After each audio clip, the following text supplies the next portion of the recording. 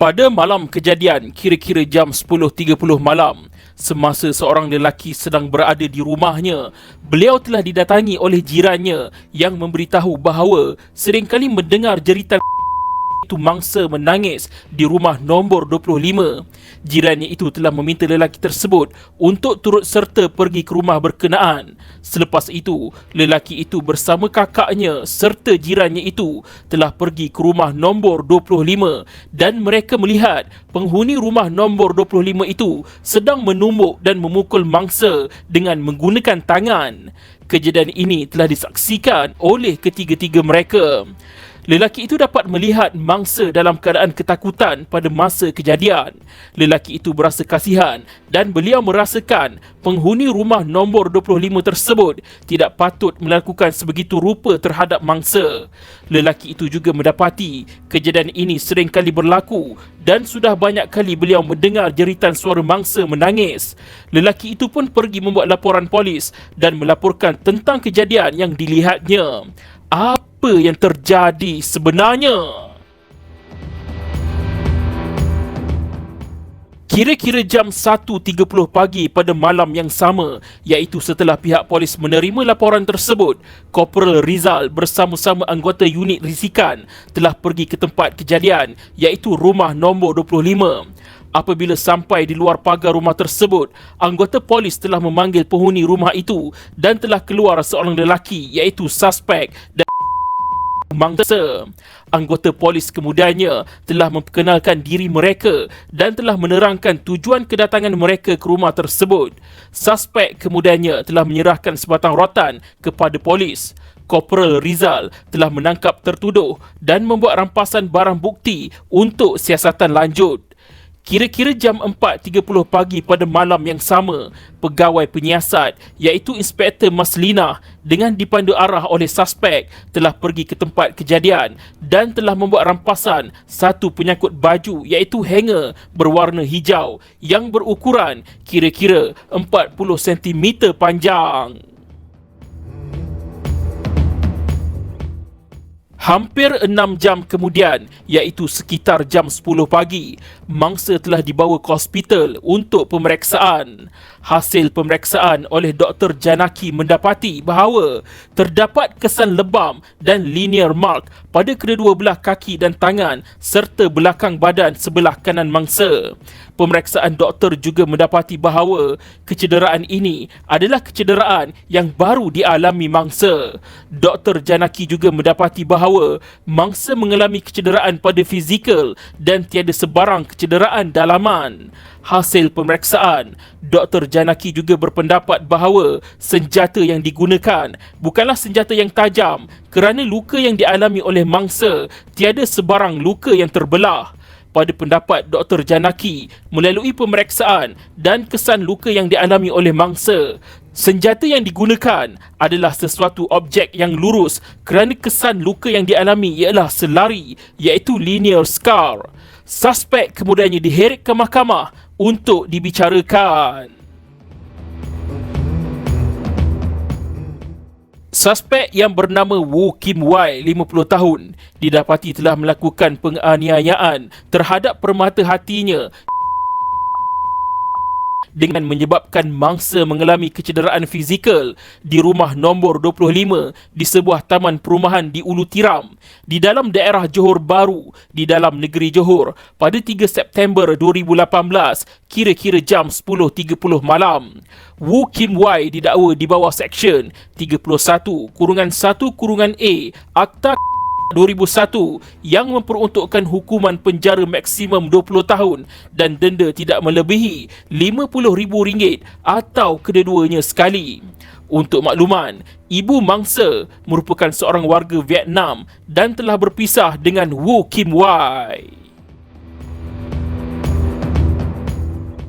Sewaktu perbicaraan di mahkamah, tertuduh mengatakan bahawa pada 3 September 2018, kira-kira jam 10.30 malam, tertuduh telah memeriksa mangsa dan mendapati terdapat pemadam berwarna hitam yang bukan milik mangsa di dalam beg tersebut.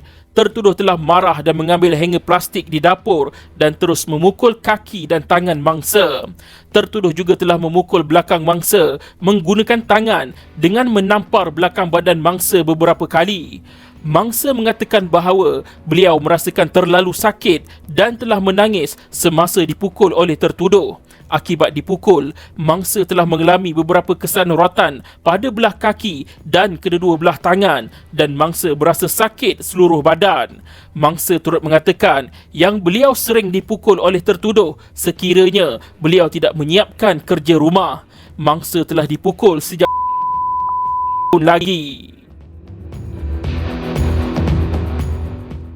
Tertuduh telah mengaku salah setelah pertuduhan dibacakan melalui jurubahasa Mandarin dan tertuduh telah faham sebab dan akibat pertuduhan dan Hakim Mahkamah Session telah mensabitkan tertuduh dengan pertuduhan tersebut. Di akhir kes perbicaraan, Hakim Mahkamah Session telah menjatuhkan hukuman 5 tahun penjara mulai dari tertuduh ditangkap iaitu pada 4 September 2018 dan bond berkelakuan baik selama 1 tahun dengan jaminan RM3,000 tanpa cagaran. Dan selepas tamat menjalani hukuman, tertuduh dikehendaki menjalani kerja khidmat masyarakat selama 40 jam dalam tempoh 6 bulan. Terkilan dengan keputusan Mahkamah Session tersebut, tertuduh telah mengemukakan rayuan ke peringkat Mahkamah Tinggi terhadap sabitan dan hukuman ke atasnya. Tiada rayuan balas dikemukakan oleh pendakwa raya dalam kes ini. Petisyen rayuan tertuduh bertarikh 7 November 2018 telah meminta supaya sabitan dan hukuman yang dijatuhkan ke atasnya diringankan. Walau bagaimanapun, peguam bela tertuduh di dalam hujahan bertulis telah memaklumkan bahawa tertuduh telah menarik semula rayuan terhadap sabitan dan hanya merayu terhadap hukuman yang dikatakan berlebihan dan melampau ke atas dirinya. Apakah keputusan rayuan di Mahkamah Tinggi? Adakah rayuan tertuduh terhadap hukumannya dapat diringankan? Dengan mengaplikasikan prinsip-prinsip mengenai hukuman seperti yang digariskan di dalam nas-nas dengan alasan penghakiman Mahkamah Session, Hakim Mahkamah Tinggi mendapati bahawa Mahkamah Session telah gagal mengambil kira semua faktor yang relevan sebelum menjatuhkan hukuman ke atas tertuduh. Mahkamah Tinggi mendapati bahawa berdasarkan alasan penghakiman Mahkamah Session iaitu semasa menjatuhkan hukuman, Mahkamah Session telah mengambil kira faktor-faktor seperti kepentingan awam, keseriusan kesalahan yang dilakukan oleh tertuduh, trend penghukuman dan kes penderaan yang berleluasa. Walau bagaimanapun, setelah meneliti keseluruhan fakta kes ini dengan pertimbangan yang diambil kira oleh Mahkamah Session sebelum menjatuhkan hukuman tersebut, Mahkamah Tinggi mendapati bahawa ianya tidak mencerminkan hukuman yang sepatutnya dikenakan terhadap tertuduh. Rayuan dalam mitigasi tertuduh adalah seperti yang tercatat di muka surat 25 rekod rayuan jilid 1. Tetapi di dalam asas pertimbangan hukuman, Mahkamah Session telah gagal mengambil kira sepenuhnya rayuan mitigasi yang dibuat oleh tertuduh. Mahkamah Tinggi mendapati bahawa Mahkamah Session telah mengambil kira faktor kepentingan awam di dalam menjatuhkan hukuman ke atas tertuduh, tetapi Mahkamah Tinggi mendapati bahawa Mahkamah Session telah gagal mengambil kira mitigasi yang dibuat oleh tertuduh. Ini jelas dapat dilihat daripada alasan penghakiman Hakim Mahkamah Session apabila beliau gagal mempertimbangkan rayuan dalam mitigasi tertuduh di muka surat 25 rekod rayuan jilid 1. Permata hati saya sekarang boleh dikatakan anak yatim sebab isteri tiada. Saya telah menjaga permata hati saya selama 4 tahun sejak dia berumur 4 tahun lagi. Saya juga masih perlu menjaga ibu bapa saya. Saya akui kesalahan dan saya insaf. Selepas ini, saya tidak akan menggunakan rotan untuk mengajar permata hati saya. Saya akan mengajar permata hati saya dengan cara berkawan dengan dia. Saya akan membaca berkenaan psikologi. Saya ingin mengubah perangai permata hati saya yang suka mencuri. Saya akan beritahu dia jika kamu mencuri barang, kamu akan mendapat apa akibatnya jika mencuri. Saya mohon hukuman denda yang ringan dikenakan ke atas diri saya kerana permata hati saya masih perlukan saya untuk dijaga. Saya menyesal atas kesilapan saya. Selepas ini, pengajaran yang saya akan berikan adalah tidak menggunakan cara rotan untuk mengajar permata hati saya.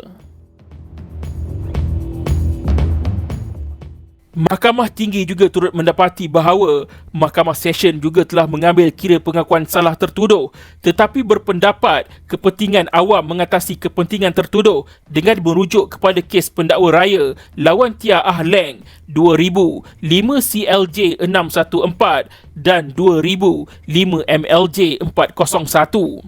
Walau bagaimanapun, kes Tia Ah Leng tersebut dapat dibezakan dengan kes rayuan ini.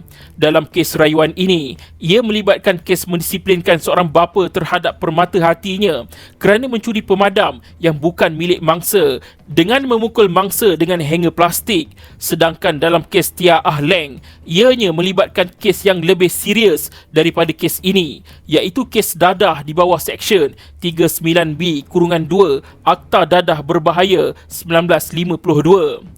Oleh yang demikian, Mahkamah Tinggi berpandangan bahawa Mahkamah Session telah menggunakan prinsip yang salah dengan mengambil kira pendekatan di dalam kes Tia Ah Leng yang mana ia melibatkan dadah heroin seberat 13.749 gram yang mana mahkamah di dalam kes tersebut berpendapat kepentingan awam berkehendakkan hukuman yang berat hendaklah dikenakan walaupun tertuduh di dalam kes tersebut mengaku salah terhadap pertuduhan. Mahkamah Tinggi berpendapat bahawa dengan mengaku salah, tertuduh telah menjimatkan masa mahkamah dan tidak memerlukan saksi-saksi hadir ke mahkamah dan juga telah menjimatkan wang awam dan ianya sepatutnya diambil kira di dalam menjatuhkan hukuman terhadap tertuduh. Mahkamah Tinggi tidak menafikan perbuatan tertuduh itu walaupun mempunyai tujuan yang baik untuk mendisiplinkan mangsa, tetapi telah melampaui batas disiplinnya dengan memukul mangsa sehingga mengalami kecederaan. Mahkamah Tinggi turut mendapati bahawa Mahkamah Session juga telah gagal mengambil kira yang tertuduh telah sedar, insaf dan menyesal dengan kesalahannya itu. Dan tertuduh juga berjanji tidak akan menggunakan rotan untuk mengajar mangsa selepas ini. Selanjutnya, Mahkamah Tinggi juga mendapati bahawa Mahkamah Session telah terkilaf apabila gagal mengambil kira fakta bahawa ini adalah merupakan kesalahan pertama tertuduh dan tertuduh juga tidak mempunyai kesalahan lampau. Fakta ini langsung tidak disentuh oleh Hakim Mahkamah Session di dalam alasan penghakimannya. Sekiranya fakta ini diambil kira, Mahkamah Tinggi percaya bahawa Mahkamah Session tidak mungkin menjatuhkan hukuman 5 tahun penjara beserta hukuman sampingan lain ke atas tertuduh. Mahkamah Tinggi berpandangan bahawa berdasarkan kesalahan yang dilakukan oleh tertuduh di dalam kes ini dan tertuduh juga telah mengaku salah terhadap pertuduhan dan ini merupakan kesalahan pertama tertuduh, kredit dan diskaun sewajarnya diberikan kepada tertuduh dan oleh itu hukuman 5 tahun penjara yang dijatuhkan oleh Mahkamah Session ke atas tertuduh adalah berlebihan dan melampau.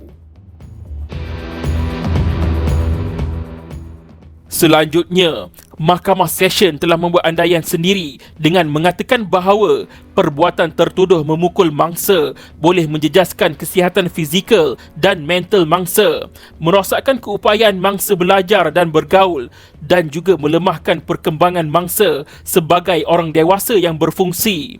Mahkamah Tinggi telah meneliti rekod rayuan dan mendapati bahawa tiada secebis keterangan pun dikemukakan oleh pendakwa raya dalam bentuk laporan perubatan, laporan sekretari ataupun laporan Jabatan Kebajikan Masyarakat yang mengatakan mangsa akan menghadapi ketidakupayaan seperti yang dinyatakan oleh Hakim Mahkamah Session. Mahkamah Tinggi juga mendapati bahawa Mahkamah Session telah terkilaf apabila merujuk kepada statistik Jabatan Kebajikan Masyarakat untuk menunjukkan jenayah semakin meningkat dan berleluasa. Statistik ini tidak dikemukakan oleh pendakwa raya semasa membuat ujahan pemberatan hukuman. Mahkamah Tinggi mendapati bahawa Mahkamah Session tidak merujuk punca atau bukti daripada mana statistik Jabatan Kebajikan Masyarakat tersebut diperolehi, sama ada daripada jurnal, petikan akhbar, majalah dan lain-lain sumber sahih yang boleh dijadikan rujukan. Oleh yang demikian, dengan ketiadaan sumber dan atau punca rujukan statistik Jabatan Kebajikan Masyarakat tersebut diperolehi, maka adalah sukar untuk Mahkamah Tinggi mempercayai kesahihan statistik Jabatan Kebajikan Masyarakat tersebut. Mahkamah Tinggi berpendapat adalah tidak selamat dan tidak wajar untuk Mahkamah Session menjatuhkan hukuman yang berlebihan ke atas tertuduh, iaitu dengan hanya semata-mata bergantung kepada fakta dan atau pernyataan seperti statistik Jabatan Kebajikan Masyarakat yang tidak dibuktikan dan atau tidak mempunyai asas tertentu bagi menentukan kesahihannya. Setelah meneliti alasan penghakiman yang dibuat oleh Hakim Mahkamah Session, Mahkamah Tinggi mendapati bahawa Mahkamah Session telah gagal mengambil kira semua fakta yang relevan, termasuklah mitigasi yang dikemukakan oleh tertuduh dan membuat dapatan yang salah, dan juga gagal mengambil kira prinsip penghukuman yang telah diterima pakai sebelum menjatuhkan hukuman ke atas tertuduh.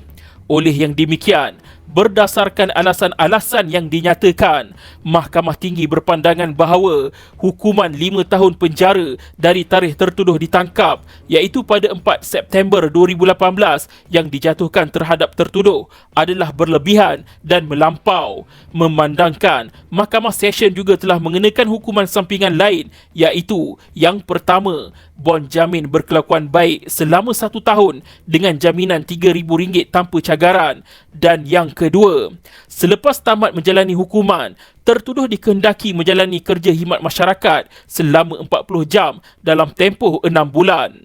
Mahkamah Tinggi berpandangan bahawa hukuman penjara yang tidak berlebihan dan juga hukuman sampingan adalah sudah mencukupi untuk memberi kesedaran dan keinsafan kepada tertuduh untuk tidak mengulangi perbuatan yang sama terhadap mangsa di masa hadapan. Oleh yang demikian, Mahkamah Tinggi telah mengenepikan hukuman 5 tahun penjara yang dikenakan oleh Mahkamah Session dan menggantikannya dengan hukuman penjara 15 bulan mulai dari tarikh tertuduh ditangkap. Lain-lain hukuman sampingan yang dijatuhkan oleh Mahkamah Session adalah dikekalkan. Penghakiman penuh boleh dirujuk dalam kes Woo Kim Wai lawan pendakwa raya 2019 MLJU 1727 Mahkamah Tinggi Kuala Lumpur, nombor rayuan jenayah JA42S1509 tahun 2018.